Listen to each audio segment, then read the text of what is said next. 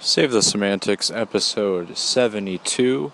It is May 12th, 2019. My name is Myro. This is the podcast where I talk about things that currently interest me, intrigue me, or sometimes I just go on 10-minute long rants about people that are insufferable. That's just sometimes how it goes. Whatever mood or direction I feel like going in is how the podcast usually goes. It's crazy how fast time is going. It really is. It's already May.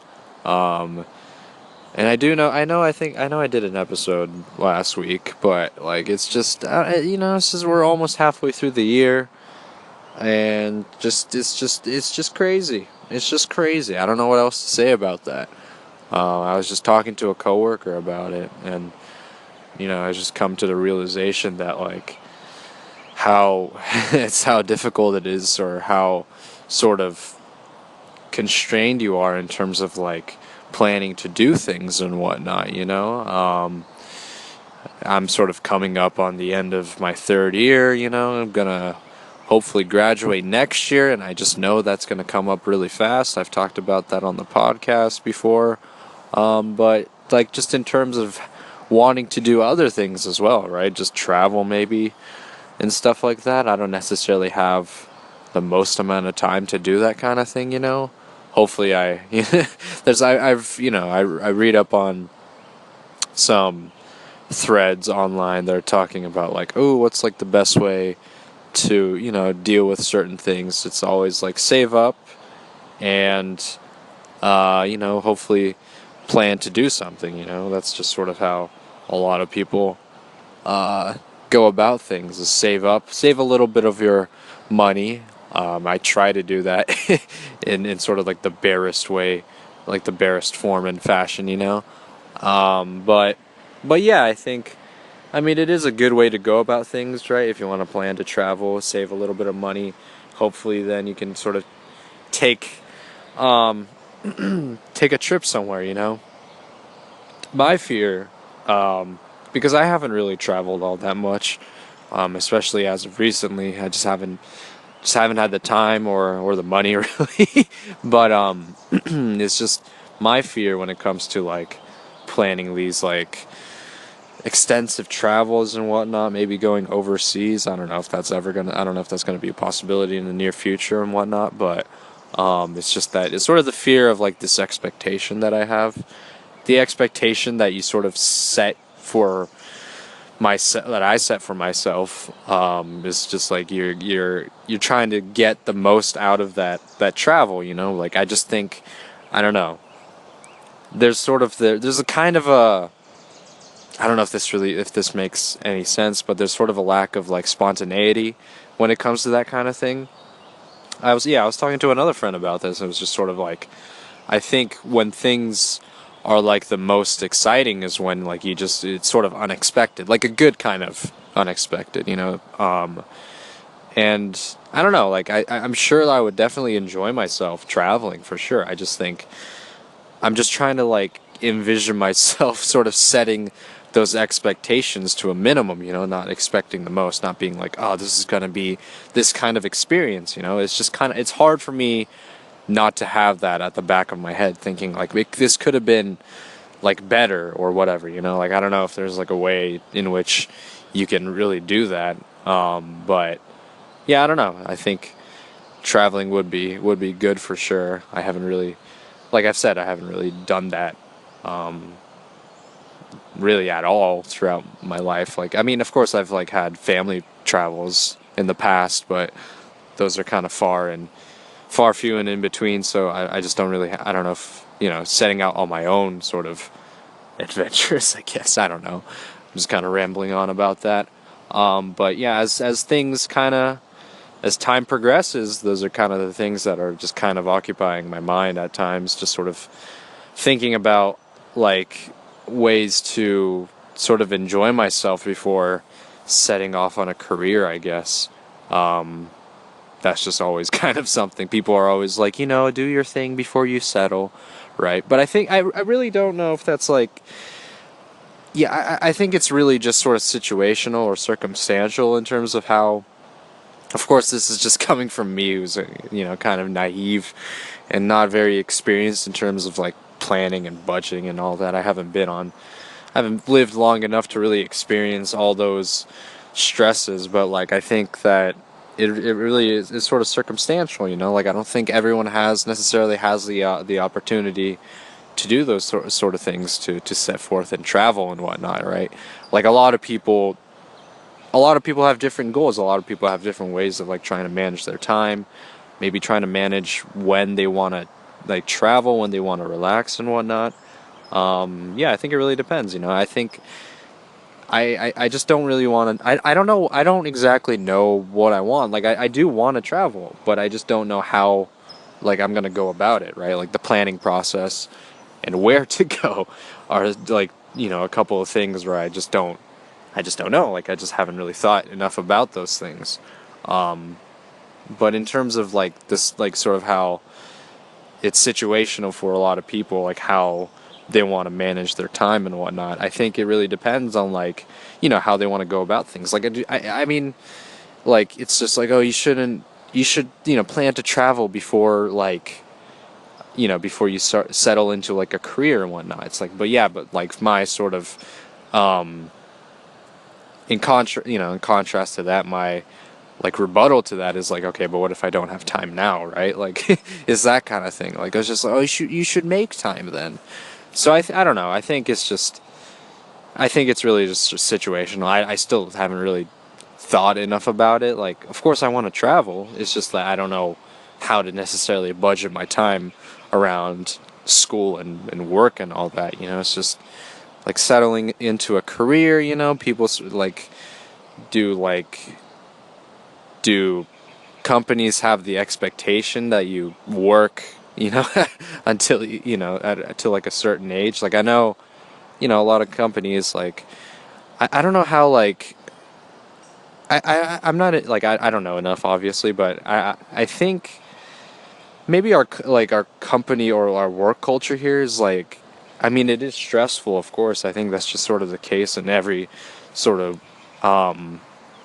in every like developed country. It's just sort of the work is very much a part of our lives. Like it occupies more than like 50% of our lives, working 5 days a week, right? That's one of the things that I'm kind of like, oh, I don't know, this is gonna be kind of difficult, maybe, I don't know. Like I've been fortunate enough to like where I haven't had to do that. I haven't had to do the freaking, what is it, 40-50 hour work weeks, like even that's like not that bad because I know some people that do like, I've met some people that have done like 70-90 hour work weeks on average, and it's just crazy to think about. Of course they have much more time on their hands, and I have school to worry about and whatnot, but it's just sort of like, I'm just like, how do you like what about like your social life and whatnot? That's just some of the things that I have thinking about. So I don't know. I don't know. Those are just some of the things that I guess I've kind of been briefly thinking about. Yeah, I don't know. Planning vacations and planning trips is also kind of stressful. Like I mentioned, like it's just there's this like I feel like I would set these expectations and how that trip would go, and also just like the planning process. Like you got to think about where your work like like a period of time in which work kind of coincides with like a period where you're able to take time off and whatnot. I don't really know. I would say though, I'm glad. I think one of the better things that American work culture has sort of like an advantage in comparison to like Japanese work culture. Japanese work culture is like very stressful, like there's a lot of issues relating to that. And I was there, I think like I'm Japanese, so like there was all, not always, but there was the possibility that I would, I could like live in like Japan. That's always kind of, that's not always, but that could have been a scenario that could have played out. But in a way, I'm glad it didn't, because like I feel like it's just a lot to take in. Like in Japan, from my very limited knowledge of how sort of the academic and work structure works, is that like you sort of have these like stepping stones to follow, and then you go to a company and then you work your ass off and then you retire. It's just like, I mean, that's the same case over here, but I think over there it's much more stressful, and I think it's kind of an issue over there, where like people just aren't like, people are so consumed with work and whatnot that their social relationships are just kind of falling apart, which also in a sense relates to like the birth rate, because people aren't having relationships, people aren't having kids, so aging population and all that. I don't know how big I don't think it's really that bad of an issue over here, but like, yeah, but still, it's like this kind of this work culture is still kind of prevalent over here. I feel like I should probably do more research when it comes to that kind of thing, but like just sort of these expectations to succeed and all that, like just how much, like, I'm not gonna get into like the whole thing, how like our capitalistic kind of culture is, but that's just how things go. Like people just sort of have to navigate these waters, and how their life may turn out to be. Like I just don't, like, that's just kind of the thing. Like I just don't. I'm not knowledgeable enough about how things work, because like I also feel like I can't necessarily complain about these things too much, because like I said, I haven't really experienced enough of it. So I don't know. We'll see how it goes. If I'm still doing the podcast 3 years from now, you'll see you'll see me bitching about working in a corporate environment or something like that. Even if I even like get to that level. But yeah, I think sort of relating to that, this is one topic that I wanted to talk about like a couple weeks ago, but I just didn't get around to it. Is There's a cheating scandal going on at UCLA, where there's a lot of international students, like primarily from like China, that have like cheated their way into like university. They had like paid they paid other people to like write their essays or whatever, and a lot of these international students, like from China, they just didn't have like a very good grasp on like the English language. So once they got to like the university, they weren't like, their proficiency in English. So if they were taking like a introductory English course, they were just completely like they were failing or whatever. So they had to like cheat, because they just didn't have a grasp on it. They had to pay someone else to they paid someone else to do their work and whatnot. That was like one of the cases, I guess. And also it's like a thing in like, it's a thing that's kind of ongoing, is that like a lot of like Chinese students, they like, based on the article that I read, I think it was from like The Hill or something. It was talking about how a lot of these Chinese students, they don't really understand that like they don't necessarily equate like working with other people as cheating. So if you're doing like a test or whatever, these Chinese students would like sort of work together, but they don't necessarily understand that that's cheating. Like they have to work independently in order to input their score or whatever. Not input their score. You know what I mean? Like they have to work independently, aside from each other, because like that, they have to showcase their own sort of understanding of like the topic and whatnot. So, and like apparently there's just sort of this like kind of, it's unfortunate, but there's like kind of there's a pressure in China, for success. Like I'm kind of relating it back to what I was talking about earlier, little tie-ins there, but there's this pressure from international students to succeed because their parents or just the culture in general sort of puts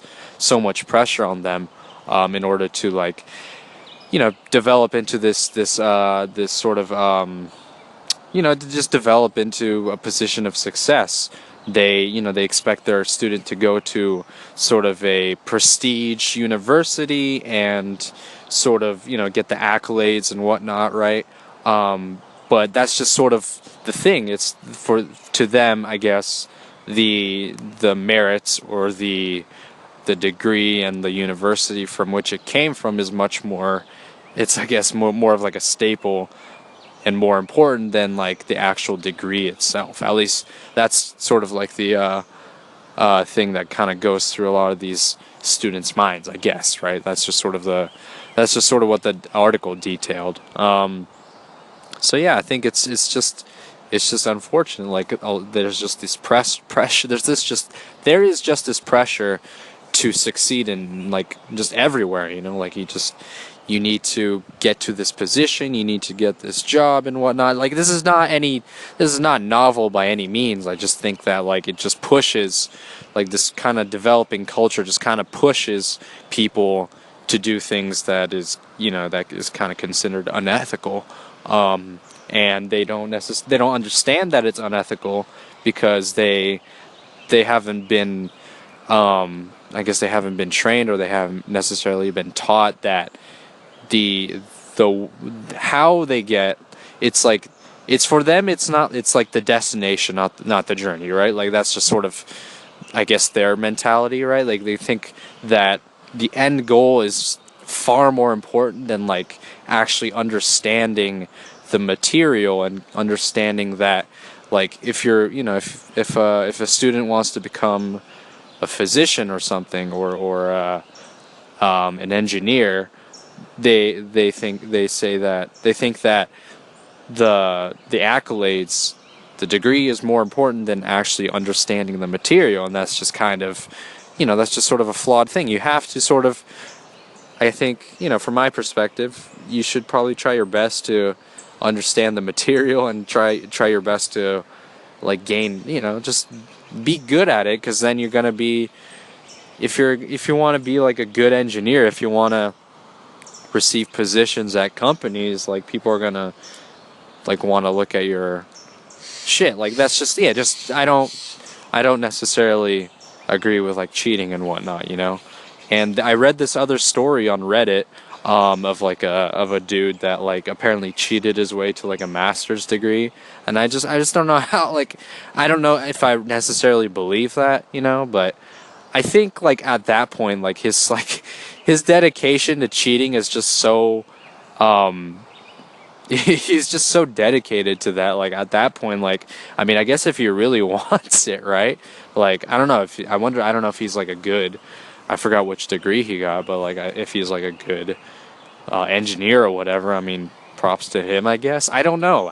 Like it's just kind of that blurred line there. I'm not entirely, excuse me, I don't know. I'm not entirely sure what the best way of looking at it is, But yeah, I just think that, like, I understand that. Like, I understand the feeling of like or like the fear of failing and stuff like that. I definitely have that at the back of my mind. I'm just like, I just can't really.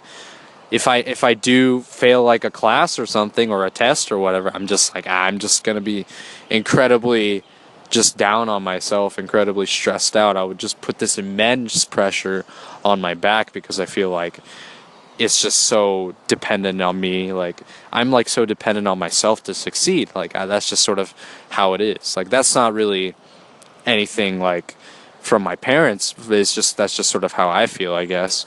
But I'm fortunate to like where I grew up in an area in sort of a location where it's not necessarily the worst thing if you do fail a class, right? Like it's more of like a diverging path, I guess. So like if you fail like a class, like maybe you should think about like why you failed it and stuff like that. Like maybe you just weren't studying enough, or maybe this isn't the right path or career for you. That kind of thing. It just provides that sort of leniency, you know. But a lot of other places, right, like there's just sort of the fear of failure and then kind of leading to getting disowned by their family and stuff like that. So I kind of, I do sympathize with them for sure. I just don't know.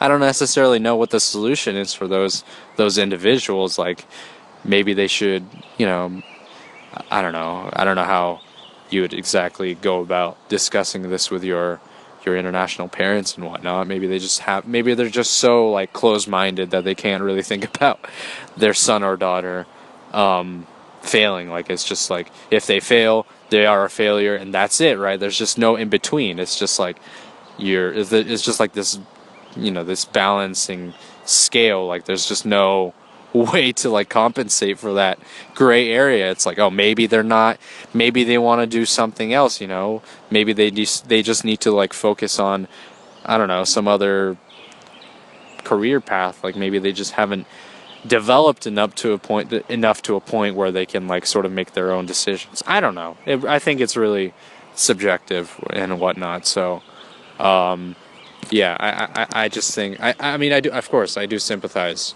with those individuals for sure. I just think that I don't know what the solution is. I just kind of, that was just something that I just had on my mind. Yeah, I forgot to, I keep forgetting to do this, but I wanted to, I think I was just so wrapped up in some other bullshit last week when I recorded that podcast. I forgot to give like a, what is it? Recommended album, recommended song. I forgot what it was. I think, what should I do this time? I'll do recommended album. So I've been kind of going back and forth in terms of music with like indie rock and like jazz and some R&B here and there. And so I listened to this one album by this one indie rock group. They sort of encompass like American indie rock and like Iranian like rock, surf rock, and stuff like that. It's pretty interesting for sure. I'm not going to include like a link or whatever, but I'll type out the name of the band and their album. So the group is, I don't know how to pronounce it, but it's like Khruangbin or something like that. And the album is called Con Todo el Mundo, so like with all of the world. And I just think it's like it fits sort of the weather, I guess, season. It's kind of approaching like summer, so well, it technically is already summer more or less, but it's a very solid vibe, if I do say so myself. So I recommend checking it out. It's all like instrumental stuff. But it's just nice to just sort of relax and listen to. It's good to have like on the background and whatnot. So I recommend checking that album out. And that's probably going to do it for the podcast today. This has been Save the Semantics, signing off.